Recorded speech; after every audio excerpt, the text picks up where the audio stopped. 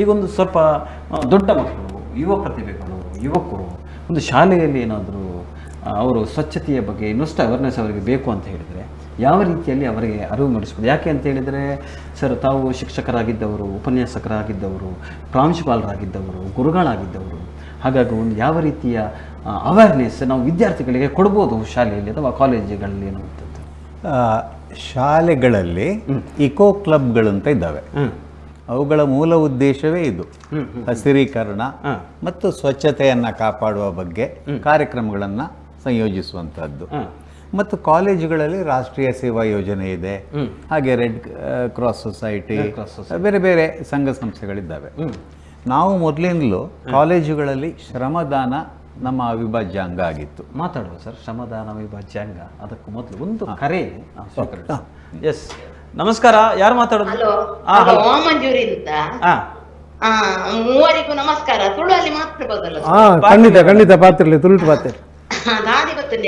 ಆ ಶಾಲೆ ಬಂದಾಗ ನೆನಪಾಡು ಎಂಕುದು ಎಲ್ಲಿ ಪುನಗ ಶಾಲೆ ಪೋನಾಗ ಈಚೆಯಲ್ಲಿ ಒಂಜಿ ಎಂಚಿನ ನಮ್ಮ ಪೇಪರ್ ಆವಡ್ ಓವಿ ಆವಡ್ ಅವನೊಂಜಿ ಒಂಜಿ ನುದಿ ಓದ್ತೀರ ಬಾಲ್ದಿದಲೆಗ ಅಂದೆ ಕಜೋದಕ್ಕೆ ಅಂದ್ ಬಾಲ್ದಿ ಐಕ್ ಐಕ್ ನಮ್ಮ ಪಾಡೊಂದಿತ್ತ ಅಂದೆ ಒಕ್ಕ ಇತ್ತದ ಜೋಕು ಲೆಕ್ಕ ಸಾಪಿಸಾಗರ ಮತ್ತ ಅಪಗ ಇಜ್ಜತೆ ಅಂದೆ ನಮ್ಮ ತಿನ್ಪುನ ಓವಿ ಆವಡ್ ನಮ್ಮ ಒಂಜಿ ಪೇಪರ್ ತಿದ್ದ್ಯಾಡಲ್ಲ ಅವನೊಂಜಿ ಅಡೆಗೆ ಉರುಂಟು ಮಲ್ತದು ಬಾಲ್ದಿಡ್ ಪಾಡೊಂದಿತ್ತ ನಮ್ಮ ಆಂಡ ಎಂಚಿನ ಗೊತ್ತಿನ ಇತ್ತೆ ನಮ್ಮ ಕಜಾವುಗ್ಲ ನಮ್ಮ ಕಾಸು ಕೊರ್ಪ ನಮ್ಮ ಕಜಾವು ಕೊನಪುಂಡಲ ಕಾಸು ಕೊರ್ಪ ಆಂಡಲ ಎಂಚಿನ ಗೊತ್ತಿನ ಕೆಲವೇ ರೀತಿ ಎಂಕಲೇಗ ಕಾರ್ಪೊರೇಷನ್ ಆಂಡಲ ಎಂಕಲ್ಲ ಕಜಾವು ನಿಂಕುಲು ಪ್ರತಿ ಒಂಜೆಲ್ಲ ಬೇತೆ ಬೇತೆ ವಿಂಗಡಣೆ ಮಲ್ತದು ಕಾರ್ಪೊರೇಷನ್ ಕೊರ್ಜಿಂಡಲ ಎಂಕುಲು ಅವನು ಉಪಯೋಗ ಮಲ್ಪ ತರಕಾರಿ ಎಂಕಲ್ಲ ತೋಟ ಮಾಡುವ ಎಡ್ಡೆ ಬಾತೇರ ತೋಟ ಮಾಡುವ ಎಂಕುಲು 1,000 ಚಿಲ್ಲರೆ ಕಾಸು ಕಾರ್ಪೊರೇಷನ್ ಕಟ್ಟೋಡಲ್ಲ ಇನ್ನಿತ ದಿನೋಕ್ಲ 22 ವರ್ಷ ಎಂಕುಲು ಕೊಡ್ತಜೆ ಕಾರ್ಪೊರೇಷನ್ ದಾಗ್ಲೆ ಕಜಾವು ಕಸದಿಂದ ಸಂತೋಷ.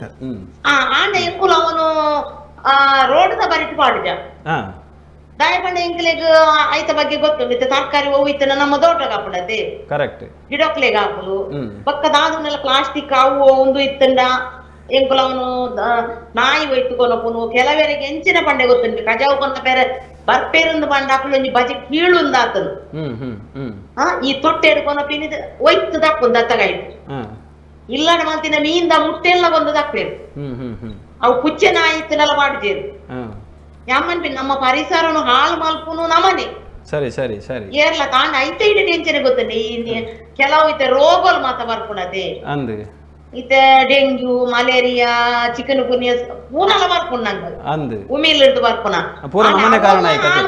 ಅವೆಲ್ಲ ಹಾಳು ಮಲ್ಪುಣ ನಮನೆ ದಾದಿ ಗೊತ್ತನೆ ನಮ್ಮ ಇಲ್ಲದ ನೀರನ್ನು ನಮ್ಮನೇ ಅವನು ಕೊಳಚೆ ಬಿಡ್ದು ಐಟ್ಲ ಉಮಿಲ್ ಪ್ರತಿ ಒಂಜಿಲ್ಲ ಉತ್ಪತ್ತಿ ಮಲ್ಪುಲ್ಲ ನಮನೆ ಅಂದು ಅಂದು ದಾಯಿ ಗೊತ್ತನೆ ಅಧಿಕಾರಿ ನಕಲೆಗಳು ಉಂಡದೆ ಏತೆ ಕಂಪ್ಲೇಂಟ್ ಕೊರಡು ಅಕ್ಕುಲ್ಲ ಉಂಡತೆ ಸುರುಕು ಬರ್ಪುಜೇರು ಮಲ್ಲಕಲ್ಲ ಕಡೆನೆ ಪೋಪೇರು ಪಾಪದ ಎಂಚೆ ಎಂಚೆ ಆಪುಣ ಎಂಕಲ್ಲ ಊರಿಗೆ ಇಂಚಿನ ಎಂಗ್ಲೆಗ್ ಅನ್ಯಾಯ ಆಪುಣ ಪಂಡಲ್ಲ ಉಂಡದೆ ಸುರುಕು ಇಂಪ್ಲಾನ್ಸ್ ಕೊರ್ಪಿನಿ ಮಲ್ಲ ಮಲ್ಲ ಬಿಲ್ಡಿಂಗ್ ಕಟ್ಟಿನಾಗ ಇಂಪ್ಲಾನ್ಸ್ ಕೊರ್ಪುಲ್ಲ ಮೊಕ್ಕುಲೆ ಅಕ್ಕಲಕ್ಕಲ್ಲ ನೀರಿನ ಜವಾಬ್ದಾರಿ ರಕುಲೇತೆ ಬಕ್ಕ ಅಂದು ಸಾರ್ವಜನಿಕ ತೋಟಗೂ ಬಿಡ್ದು ಐಟ್ ಕೆಲವು ಉತ್ಪತ್ತಿ ಆಪಿನ ಉಮಿಲ್ ಹಿಡ್ದು ಬತ್ತಿನ ಸೊಳ್ಳೆ ಪ್ರತಿ ಒಂಜಿಲ ಆಪುಡು ಯಾನ್ ಮಲ್ಪುನ ಎಂಚಿನ ಗೊತ್ತನೆ ನಮ್ಮನೇ ತಪ್ಪು ಮಲ್ಪುನು ನಮ್ಮ ಕಲ್ತಿನಲ ಹೆಚ್ಚಾಣು ಮಲ್ತಿನ ತಪ್ಪುಲ ಹೆಚ್ಚಾವೊಂದುಂಡು ಪಂಡ ಎಂಚ ಗೊತ್ತನೆ ದುಂಬುಗ್ಲ ಇತ್ತೆಗ್ಲ ಮತ್ತೆ ವ್ಯತ್ಯಾಸ ಉಂಡು ಅಂದೆ ಮೇಡಮ್ ಒಟ್ಟಾರೆ ನಮ್ಮ ಸರಿಯಾವಡತೆ ನಮ್ಮ ಸರಿಯಾಣ ನಮ್ಮ ಸರಿಯಾಂಡ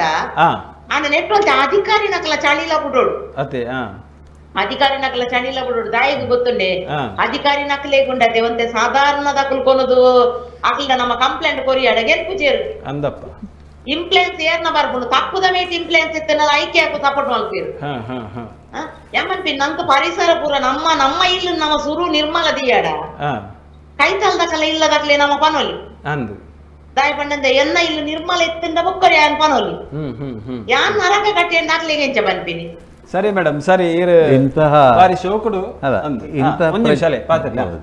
ಇಂತಹ ಪ್ರಜ್ಞಾವಂತ ನಾಗರಿಕರಿದ್ರೆ ಹೌದು ನಮ್ಮ ಕೆಲಸ ತುಂಬಾ ಸುಲಭ ಆಗ್ತದೆ. ಹೌದು ಹೌದು ಕನ್ನಡ ಅರ್ಥ ಆಗ್ತದಲ್ಲ ನಿಮ್ಗೆ? ಕರೆಕ್ಟ್ ಆಯ್ತು. ಈಗ ಏನಂತಂದ್ರೆ ಈ ಶಾಲೆಗಳಲ್ಲಿ ನೀವಾಗ ಹೇಳಿದ್ರಿ, ಹೌದು ಹೌದು. ನಾನು ಮೊನ್ನೆ ಒಂದು ಶಾಲೆಗೆ ಹೋಗಿದ್ದೆ ನಮ್ಮ ಇಂಟ್ರಾಕ್ಟ್ ಕ್ಲಬ್ಬಿನ ಉದ್ಘಾಟನೆಗೆ ಅಂತ. 4 ಗಂಟೆಗೆ ಶಾಲೆ ಮುಗಿಯಿತು. ನಾನು ನೋಡ್ತಾ ಇದ್ದ ಹಾಗೆ ಕೆಲವು ಮಕ್ಕಳು ಹಿಡಿಸುಡಿ ಹಿಡ್ಕೊಂಡ್ರು, ಕ್ಲೀನ್ ಮಾಡಲಿಕ್ಕೆ ಶುರು ಮಾಡಿದರು. ಮತ್ತೊಂದು ತಂಡ ಬಂದು ಒರೆಸ್ಲಿಕ್ಕೆ ಶುರು ಮಾಡಿತ್ತು. ಬಹುಶಃ ಹಿರಿಯ ಅಧಿಕಾರಿಗಳಿಗೆ ಗೊತ್ತಾದರೆ ಆ ಶಾಲೆಗೆ ಪನಿಷ್ಮೆಂಟ್ ಕೊಟ್ಟಾರು. ಆದರೆ ನಿಜವಾದ ಎಜುಕೇಷನ್ ಅಲ್ಲೇ ಆರಂಭ ಆಗುತ್ತೆ ಅಂತ ನಾನು ಹೇಳೋದಂಥದ್ದು. ಯಾಕೆಂದರೆ ನಾವೆಲ್ಲ ಸಣ್ಣದಿರುವಾಗ ಶಾಲೆಗಳಲ್ಲಿ ಕಸ ಗುಡಿಸಿದವರೇ. ಟೀಚರ್ ಹೇಳಿದ್ದನ್ನು ನಾವು ಕೇಳ್ತಿರ್ಲಿಲ್ಲ. ನಾವು ಏನು ಮಾಡ್ತೇವೆ ಅದು ನಮ್ಮಲ್ಲಿ ಶಾಶ್ವತವಾಗಿ ಉಳಿಯುತ್ತದೆ. ಸ್ವಚ್ಛತೆಯಲ್ಲೂ ಅಷ್ಟೇ. ನೀವು ನಮ್ಮಿಂದಲೇ ಬದಲಾವಣೆ ಸಾಧ್ಯ ಅಂತ ಏನು ಹೇಳ್ತಿರಲ್ವ, ಅದು ಖಂಡಿತ ನಿಜ. ಅವರು ಹೇಳಿದಾಗೆ ನಮ್ಮ ಮನೆಯನ್ನು ನಾವು ಸ್ವಚ್ಛವಾಗಿ ಇಟ್ಟುಕೊಂಡ್ರೆ ನಾವು ಪರಿಸರದ ಬಗ್ಗೆ ಬೇರೆ ಕಾಳಜಿ ವಹಿಸ್ಕೊಳ್ಬೇಕು ಅಂತಲೇ ಇಲ್ಲ.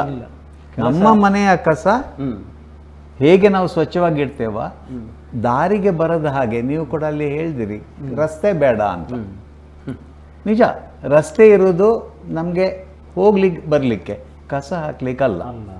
ಅಂತಹ ಪ್ರಜ್ಞೆ ನಮ್ಮಲ್ಲಿ ಪ್ರತಿಯೊಬ್ಬರಲ್ಲೂ ಮೂಡಿದಾಗ ಮಾತ್ರ ಈ ಸ್ವಚ್ಛತೆ ಸಾಕಾರಗೊಳ್ಳಿಕ್ಕೆ ಆಗುತ್ತೆ.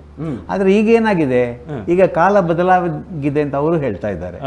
ನಮ್ಮ ಮಕ್ಕಳು ಶಾಲೆಗೆ ಹೋಗಿ ಅಲ್ಲಿ ಕಸ ಗುಡಿಸೋದು ನಮ್ಗೆ ಇಷ್ಟ ಆಗೋದಿಲ್ಲ. ನಾವು ಸಾಕಷ್ಟು ಡೊನೇಷನ್ ಕೊಡ್ತೇವೆ, ಫೀಸ್ ಕೊಡ್ತೇವೆ, ಅದನ್ನು ಶಾಲೆಯವರೇ ಮಾಡಬೇಕು ಅಂತ ನಾವು ನಿರೀಕ್ಷೆ ಮಾಡ್ತೇವೆ. ಹಾಗಿರುವಾಗ ಮಕ್ಕಳು ಎಷ್ಟು ಸ್ವಚ್ಛತೆ ಕಲಿತಾರೆ?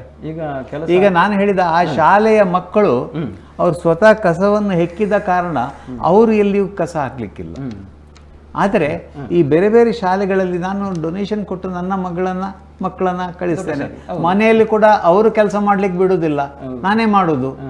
ಅವರು ಎಲ್ಲಿ ಕಲಿತಾರೆ? ಕೆಲಸ ಮಾಡುವ ಅಭ್ಯಾಸ ಇಲ್ಲ, ಕೆಲಸ ಮಾಡಲಿಕ್ಕೆ ಕಷ್ಟ, ಅನಿವಾರ್ಯತೆಯೂ ಇಲ್ಲ, ಅದರ ಪ್ರಾಮುಖ್ಯತೆಯೂ ಅವರಿಗೆ ಗೊತ್ತಿರುವುದಿಲ್ಲ. ಅಲ್ಲಿ ನಾವು ತಪ್ಪು ಮಾಡ್ತಾ ಇದ್ದೇವೆ.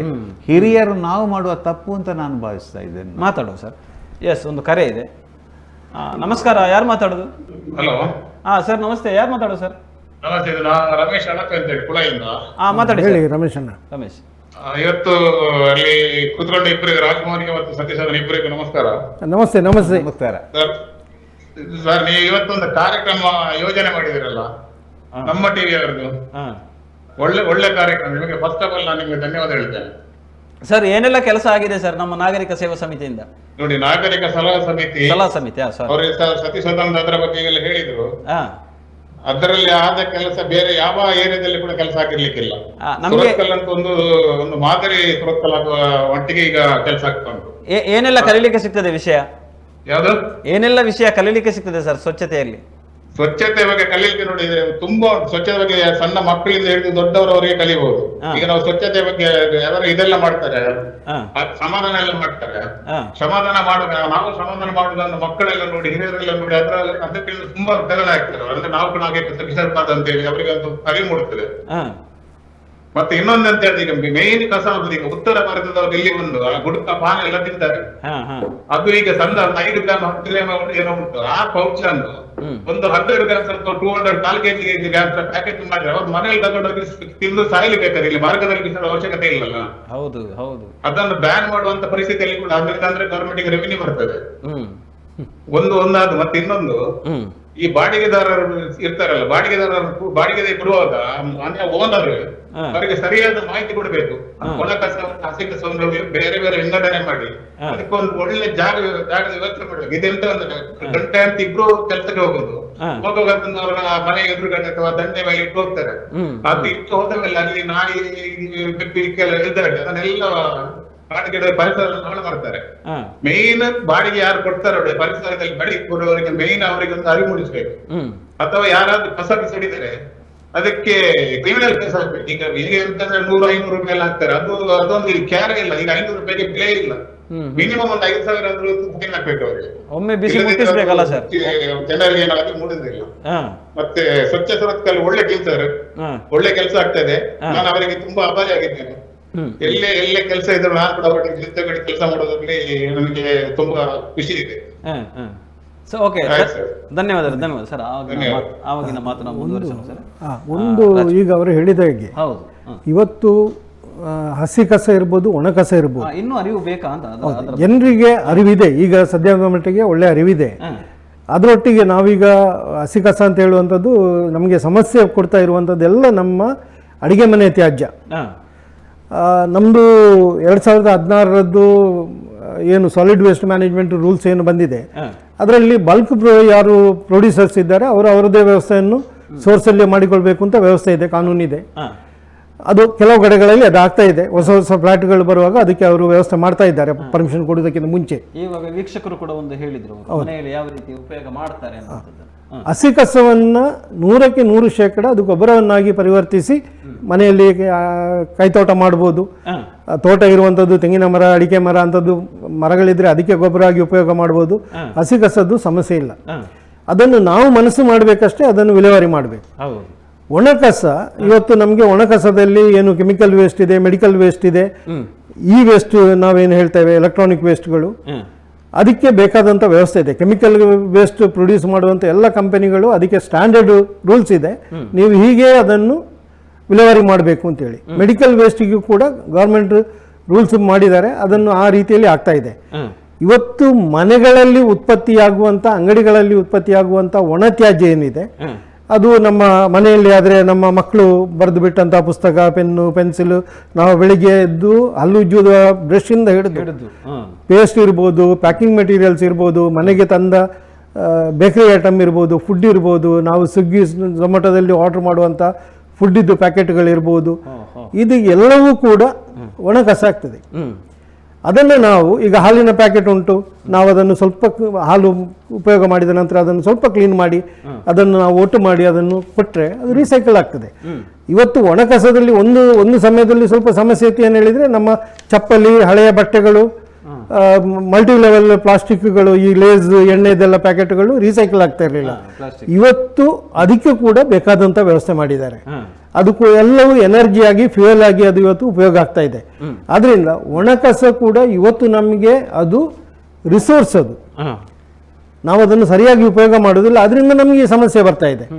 ಜನರು ಅದನ್ನು ಎಲ್ಲ ಒಣಕಸವನ್ನು ಒಟ್ಟು ಮಾಡಿ ಅದನ್ನು ಏನು ಇವತ್ತು ಕಾರ್ಪೊರೇಷನ್ ಇಂದ ವಾರಕ್ಕೊಮ್ಮೆ ವ್ಯವಸ್ಥೆ ಇದೆ ವೆಹಿಕಲ್ ಇದು, ಅದಕ್ಕೆ ಕೊಟ್ಟರೆ ಅದೆಲ್ಲವೂ ರಿಸೈಕಲ್ ಆಗ್ತದೆ.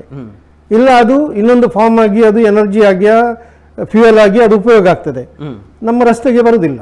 ಅದನ್ನು ನಾವು ಜನರು ಇನ್ನೂ ಕೂಡ ಅದನ್ನು ಅರ್ಥ ಮಾಡಿಕೊಳ್ಬೇಕು. ಯಾಕೆ ಹೇಳಿದ್ರೆ ಇದು ಯಾವುದು ಕೂಡ ವೇಸ್ಟ್ ಅಲ್ಲ, ಅದು ರಿಸೋರ್ಸ್ ಅಂತ ಅವರು ಮನಸ್ಸು ಮಾಡಿ ಆಲೋಚನೆ ಮಾಡಿದರೆ ನಮಗೆ ಕಸದ ಸಮಸ್ಯೆ ಬರುವುದಿಲ್ಲ.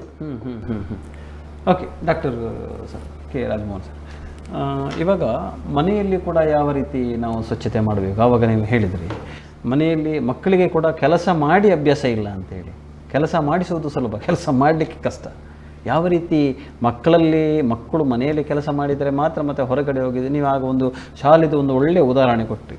ನಿಜವಾಗ್ಲೂ ಶಾಲೆಯಲ್ಲಿ ಇಂತಹ ಕೆಲಸಗಳೆಲ್ಲ ನಮ್ಗೆ ಶಾಲೆಯಲ್ಲಿದ್ದಾಗ ನಮಗೆ ಒಂದೊಂದು ಕೆಲಸ ಕೊಡ್ತಾಯಿದ್ರು. ಯಾರ್ದು ಹತ್ತಿರ ಮನೆ ಇದೆ ಅವರು ಲೇಟಾಗಿ ಮನೆಗೆ ಹೋಗಲಿಕ್ಕೆ, ಯಾಕೆ ಅಂತ ಹೇಳಿದರೆ ಲಾಸ್ಟಿಗೆ ಇರುವವರಿಗೆ ಏನಾದರೂ ಕುಡಿಸ್ಲಿಕ್ಕೆ, ಕಸ ಒರೆಸಲಿಕ್ಕೆ ಅಥವಾ ಏನಾದರೂ ಕೆಲಸ ಕೊಡ್ತಾಯಿದ್ರು. ಈಗ ಡೊನೇಷನ್ ಕೊಟ್ಟು ನಾವು ಶಾಲೆಗೆ ಹೋಗ್ತಾರೆ ಮಕ್ಕಳು. ಹಾಗಿದ್ದಾಗ ಮಕ್ಕಳಿಗೆ ಕೆಲಸ ಕೊಟ್ಟರೆ ಪೇರೆಂಟ್ಸ್ಗಳು ಸಹ ಬೇಸರ ಆಗ್ತದೆ. ನಾವು ಇಷ್ಟು ಹಣ ಕೊಟ್ಟು ಕಲಿಸ್ತೇವೆ ಮಕ್ಕಳಿಗೆ, ನಾವು ಮನೆಯಲ್ಲೇ ಮಕ್ಕಳಿಗೆ ಕಸ ಗುಡಿಸ್ಲಿಕ್ಕೆಲ್ಲ ಕೊಡಿದ್ರೆ ಇನ್ನು ಶಾಲೆಯಲ್ಲಿ ಯಾಕೆ ಗುಡಿಸ್ತಾರೆ? ಹಾಗಾಗಿ ಈ ಹೆತ್ತವರ ಪೋಷಕರ ಗಮನವನ್ನು ನಾವು ಯಾವ ರೀತಿ ಅರಿವು ಮೂಡಿಸ್ಬೋದು ಪೋಷಕರಿಗೆ? ನಾನು ಆ ಶಾಲೆಯ ಉದಾಹರಣೆ ಕೊಟ್ಟೆ ಅಲ್ವಾ? ಹೌದು. ಆ ಒಬ್ಬ ಹುಡುಗನ ಹತ್ರ ಕೇಳಿದೆ, ಹೌದಾ ಮಾರೆ ನಿಂಗೆ ಬೇಸರ ಆಗೋದಿಲ್ವ ಈ ಕೆಲಸ ಮಾಡಲಿಕ್ಕೆ? ಸರ್ ಇದು ನನ್ನ ಶಾಲೆ ಅಂತ ಹೇಳಿದವ. ನೋಡಿ ಅಂತ ಭಾವನೆ, ನನ್ನ ಶಾಲೆ ಅನ್ನುವ ಭಾವನೆ ಅವನ ಎಲ್ಲಿ ಉಂಟಾ? ಮತ್ತೆ ಹೌದು ಹೌದು, ಆ ಒಂದು ಪ್ರೀತಿ ತಾನಷ್ಟೇ ಆಗುತ್ತೆ. ಹೌದು. ಮತ್ತು ಕಸ ಹೆಕ್ಕುವುದರಿಂದ ನಮ್ಮ ಅಹಂಕಾರ ಕೂಡ ಕಡಿಮೆ ಆಗ್ತದೆ, ಒಂದು ರೀತಿಯ ವಿನೀತ ಭಾವನೆ ಬರ್ತದೆ. ಒಳ್ಳೆ ವಿಷಯ. ಒಂದು ನಿಮಿಷ ಒಂದು ಕರೆ ಇದೆ. ಎಸ್, ನಮಸ್ತೆ, ಯಾರು ಮಾತಾಡೋದು? ನಮಸ್ತೆ, ಸುರೇಶ್ ಬಂಟ್ವಾಳ. ಮಾತಾಡಿ ಸರ್. ನಾವು ಈ ಬಂಟ್ವಾಳ ಗ್ರಾಮೀಣ ಪ್ರದೇಶದಲ್ಲಿ ನೋಡ್ತೇವೆ, ಈಗ ನೇತ್ರಾವತಿ ಒಂದು ಅಲ್ಲಿ ಬಸ್ತಿ ಪಡ್ಪು ಅಂತ ಇದೆ. ಬಸ್ತಿ ಪಡ್ಪಿಂದ ಕೆಳಗೆ ಗೂಡಿನ ಬಳಿ ಆ ರೋಡ್ ರಸ್ತೆ ಹೋಗ್ತದೆ, ಹಳೆಯ ರಸ್ತೆ ಅದು. ಹೌದು, ಮೊದಲ ಹಳೆಯ ರಸ್ತೆ. ಅಲ್ಲಿ ಏನ್ ಮಾಡ್ತಿದಾರಂದ್ರೆ ಈ ಪುರಸಭೆಯವರೆಲ್ಲ, ಅಂದ್ರೆ ಇವತ್ತು ಹೇಳ್ತಾರಲ್ಲ ಚಿಕ್ಕಿಗೆ ಗಟ್ಟೆ ಕಟ್ಟುವವರು ಯಾರು ಅಂತ ಆಗಿಬಿಟ್ಟಿದೆ. ಯಾಕೆಂದ್ರೆ ಇವರೇ ಕ್ಲೀನ್ ಮಾಡಿಸ್ತಾರೆ, ಅವರೇ ತಗೊಂಡು ಬೇಲಿ ಎದ್ದು ಹೊಲ ಮೇದಾಗೆ ಇದೆ ಎಲ್ಲ ಅಲ್ಲಿ ಸೈಡಿಗೆ ಹಾಕ್ತಾರೆ. ಅದು ಏನ್ ಮಾಡ್ತಾರೆ ಗೊತ್ತಾ? ಈಗ ನೆರೆ ಬರ್ತದಲ್ಲ, ನೇತ್ರಾವತಿಯಲ್ಲಿ ನೆರೆ ಬರುವಾಗ ಕೊಚ್ಕೊಂಡು ಹೋಗ್ತದೆ. ಅಂದ್ರೆ ಇವರು ಟೆಂಡರ್ ತಗೊಳ್ತಾರಲ್ಲ, ತ್ಯಾಜ್ಯ ನಿರ್ವಹಣಾ ಘಟಕ ಎಲ್ಲ ಮಾಡಿ ಟೆಂಡರ್ ತಗೊಳ್ತಾರೆ. ಅದನ್ನ ಇವರು ಗೊಬ್ಬರ, ಈಗ ಪುರಸಭೆಯಿಂದಲೇ ಒಂದು ಗೊಬ್ಬರ ಪ್ರಾಡಕ್ಟ್ ಮಾಡುವಂತದ್ದು, ಕಾಂಪೋಸ್ಟ್ ಗೊಬ್ಬರ ಪ್ರಾಡಕ್ಟ್ ಮಾಡುವಂತದ್ದು, ಅಥವಾ ಅದರಿಂದ ಗ್ಯಾಸ್ ಕೂಡ ಉತ್ಪತ್ತಿ ಮಾಡಬಹುದು, ಇಂಥದ್ದು ಮಾಡಬಹುದಲ್ವಾ? ಹೌದೌದು, ಅದನ್ನ ಸತೀಶ್ ಸರ್ ಅದನ್ನೇ ಹೇಳಿದ್ರು ಸರ್. ಕರೆಕ್ಟ್. ಸರ್, ಇನ್ನೊಂದು ಏನು ಗೊತ್ತಾ, ಇಲ್ಲಿ ನೀವು ಕೆಲವೊಂದು ಪ್ಲೇಸ್ಗಳಲ್ಲಿ, ಈಗ ಪರಗಪೇಟೆ ಕೆಲವು ಹೋಗುವಾಗ ಅಡ್ಡೂರು ರೀತಿಯಲ್ಲಿ ನೋಡ್ತಿವೆ, ಅಲ್ಲಿ ಏನಂತೆಲ್ಲ ಬೇಕಂತಲೇ ಆಗ್ತಾರೆ. ನಾನು ಹೇಳುದು, ಪ್ರತಿಯೊಂದು ಗ್ರಾಮ ಪಂಚಾಯತಿಗೆ ಆಗ್ಲಿ ಅಥವಾ ತಾಲೂಕು ಪಂಚಾಯತಿಗೆ, ಪುರಸಭೆಗೆ ಇಂಥದ್ದು ಎಲ್ಲಿ ಕಂಡು ಬರ್ತದೆ, ಅಲ್ಲಿಯ ಇವೇ ಯಾರಿದ್ದಾರೆ, ಕೌನ್ಸಿಲರ್ ಇದ್ದಾರೆ, ಅವರ ಮೇಲೆ ಕಾನೂನು ಕ್ರಮ ತೆಗೆದುಕೊಳ್ಬೇಕು. ಇನ್ನೊಂದು, ಪಂಚಾಯತಿಗೆ court notice, direct court notice ಕೊಡ್ಬೇಕು, ಅದಕ್ಕೆ ಅವರನ್ನೇ ಹೊಣೆ ಮಾಡಬೇಕು. ಹೀಗೆ ಮುಂದುವರಿದ್ರೆ ಸ್ವಲ್ಪ ನಾಗರಿಕರಲ್ಲಿ ಮತ್ತೆ ಅಂಗಸಂಸ್ಥೆಗಳಲ್ಲಿ ಸ್ವಲ್ಪ ಜಾಗೃತಿ ಮೂಡಿಸ್ತದೆ. ಎಲ್ಲವನ್ನು ನಾವು ಯಾರ ಬರ್ತಾರೆ ಅವರು ಕ್ಲೀನ್ ಮಾಡ್ತಾರೆ ಅಂತ ಯೋಚನೆ ಮಾಡಿದ್ರೆ ನಮ್ಮ ಕೆಲಸವನ್ನು ನಾವು ಮಾಡ್ಬೇಕು, ಬಾಕಿಯನ್ನು ಇದು ಮಾಡಬಾರ್ದು. ಅದೊಂದು ನಂದೊಂದು ಕಲ್ಪನೆ. ವಿಚಾರದಲ್ಲಿ ಎಲ್ಲ ಸಾರ್ವಜನಿಕರು ಅಷ್ಟೇ, ಸಂಘ ಸಂಸ್ಥೆಗಳು ಕೂಡ ಅಷ್ಟೇ, ಈಗ ಸರ್ಕಾರ ಇದರ ಬಗ್ಗೆ ಯೋಚನೆ ಮಾಡಬೇಕು. ಸರಿ ಸರಿ, ಧನ್ಯವಾದಗಳು ಸರ್.